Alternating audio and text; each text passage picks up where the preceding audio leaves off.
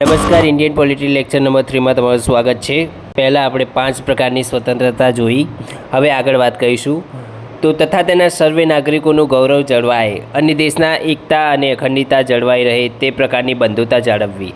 બંધુતાનો concept ફ્રાન્સમાંથી લેવાયેલ છે।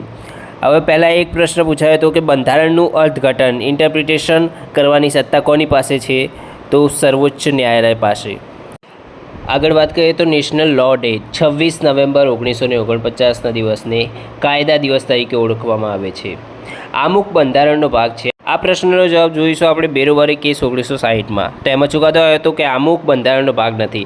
એના પછી કેશવ નંદી ભારતીય વર્સિસ કેરળ રાજ્ય 1973માં જ્યારે કેસ થયો ત્યારે ચુકાદો આવ્યો હતો કે અમુક બંધારણનો અભિન્ન ભાગ છે। સંસદ અમુકમાં સુધારો કરી શકે છે। અમુકની કોર્ટમાં ના પડકારી શકાય, ફક્ત મૂળભૂત અધિકારોને જ અદાલતમાં પડકારી શકાશે। પછી વાત કરીએ 42મો બંધારણીય સુધારો 1976। આમુખમાં ધર્મનિરપેક્ષતા, સમાજવાદ અને અખંડિતતા એમ કુલ 3 શબ્દો ઉમેરાયા। અત્યાર સુધી આમુખમાં આ એક જ સુધારો થયો છે, સુધારો 42મો સુધારો। કયા નંબરનો? 42મા નંબરનો સુધારો થયો છે। વાત કરીએ આગળ ભાગ 1, ભારતનું સંઘ અને રાજ્ય ક્ષેત્ર। અનુચ્છેદ 1માં કહેવાય છે કે ઇન્ડિયા અર્થાત ભારત એ રાજ્યોનો બનેલો સંઘ છે। ભારતના રાજ્ય ક્ષેત્રમાં રાજ્યો, કેન્દ્રશાસિત પ્રદેશો અને અર્જિત કરેલા પ્રદેશો આવશે। વર્તમાનમાં 28 રાજ્યો અને 8 કેન્દ્રશાસિત પ્રદેશો છે। અર્જિત કરેલ ભારત સરકાર દ્વારા પડાવી લેવાયેલ અથવા ઝૂંટાવી લેવાયેલ વિસ્તાર, દાખલા તરીકે હવે ભારત સરકાર દ્વારા બાંગ્લાદેશ વિસ્તાર યુદ્ધ કરી અથવા પડાવી લઈ અથવા સંધિ કરીને ભારતમાં સામેલ કરે તો તેને અર્જિત કરેલ વિસ્તાર કહેવાય। હાલમાં ભારતના કોઈ અર્જિત કરેલા વિસ્તાર નથી। અનુસૂચિ 1માં રાજ્યના નામ અને કેન્દ્ર શાસિત પ્રદેશના નામ આવેલા છે। અનુસૂચિ 2માં વાત કરવામાં આવી છે ભારતમાં નવા વિસ્તારો સમાવવા, કઈ રીતે સમાવી શકાય, સંધિ કરીને, કબજા કરીને, અર્પણ કરી દેવાય। ફ્રાન્સે ભારતને પુડુચેરી જેવા વિસ્તાર અર્પણ કરી દીધા છે। કુદરતી વધારો થાય અર્જિત કરીને। કુદરતી વધારો, હવે કુદરતી વધારો એટલે એક્ઝામ્પલ રીતે સિંધુ નદી પહેલાં કચ્છના અખાતને મળતી હતી અને કચ્છમાં 9.3ની તીવ્રતાનો ભૂકંપ આવતા તે પાકિસ્તાનમાં વહે છે। એક્ઝામ્પલ રીતે બાંગ્લાદેશમાં મોહરી નદી છે, ત્યાં ભૂકંપ આવતા 45 એકર જેટલો વિસ્તાર ભારતમાં સમાઈ ગયો, તેનો કુદરતી વધારો કહેવાય। હવે વાત કરીએ બેરુબારી કેસ 1960। આ કેસમાં બાંગ્લાદેશનો ઘણો વિસ્તાર ભારતની આજુબાજુમાં વહેતો હતો, તેથી જો બાંગ્લાદેશવાસીને નાનામાં નાના કામ માટે વિઝાની જરૂર પડતી, તેથી આ બેરુબારી વિસ્તાર બાંગ્લાદેશમાં જોડવા માટે આ કેસ ચલાવવામાં આવ્યો હતો।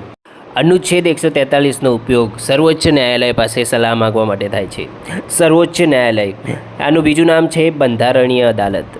બંધારણમાં ભારતમાંથી કોઈ વિસ્તાર અલગ કરવા માટે કોઈ અનુચ્છેદ નથી, તેથી અનુચ્છેદ 143 અંતર્ગત સર્વોચ્ચ ન્યાયાલયની સલાહ માગવામાં આવી।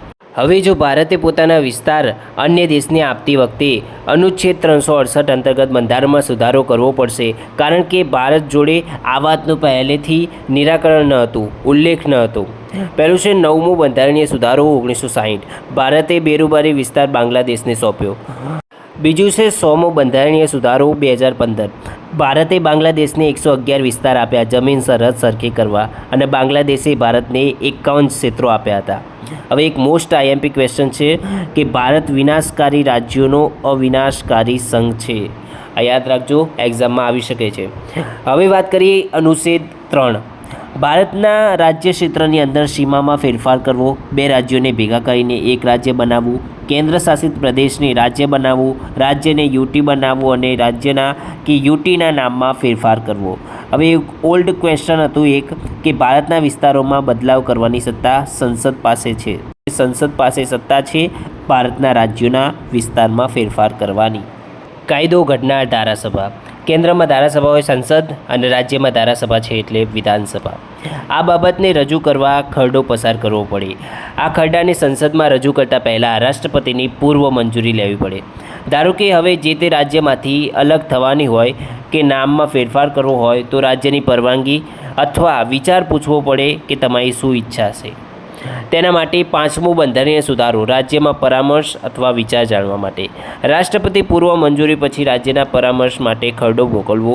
જો રાજ્ય નામંજૂર કરે તો સંસદના બંને ગૃહોમાં મતદાન થશે। આ ફેરફાર કરવા માટે સાદી બહુમતીની જરૂર પડશે। હાજર સભ્યોના 50% પ્લસ મતદાન જોશે। હવે એક પ્રશ્ન છે કે ગૃહની કાર્યવાહી માટે કેટલા સભ્ય હાજર જોઈએ? તો કુલ સીટના 10% હાજર હોવા જોઈએ અને તેને કહેવાય કોરમ। મતદાનમાં બહુમતીના 4 પ્રકાર છે. પહેલી છે સાદી બહુમતી, એટલે કે હાજર સભ્યના 50% પ્લસ સભ્યોની હા હોય તો મંજૂર થાય છે ખરડો. બીજું છે અસરકારક બહુમતી. ત્રીજું છે પૂર્ણ બહુમતી, કુલ સંખ્યાના 50% પ્લસ મતદાન જોઈએ. અને ચોથું છે વિશિષ્ટ બહુમતી. કાયદાનો અમલ કરાવનાર કેન્દ્રમાં છે પ્રધાનમંત્રી અને તેનું મંત્રીમંડળ, અને રાજ્યમાં છે મુખ્યમંત્રી અને તેના અલગ અલગ વિભાગો.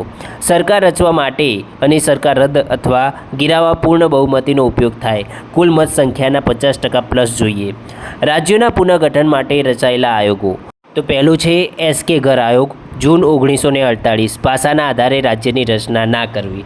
બીજું છે જેવીપી સમિતિ, ઓક્ટોબર 1948, જે એટલે જવાહરલાલ નહેરુ, વી એટલે વલ્લભભાઈ પટેલ, પી એટલે પિટ્ટાણી સીતારમૈયા, ભાષાના આધારે રાજ્યોની રચના ના કરવી. 1 ઓક્ટોબર 1953માં ભારતમાં ભાષાના આધારે મદ્રાસમાંથી તેલુગુ ભાષા બોલતા વિસ્તારને આંધ્રપ્રદેશ રાજ્ય જાહેર કરાયું. નેતા હતા પોટુશ્રી રામુલ્લુ. 63 દિવસનો ઉપવાસ રાખ્યો હતો. ત્રીજું છે ફજલ અલી આયોગ.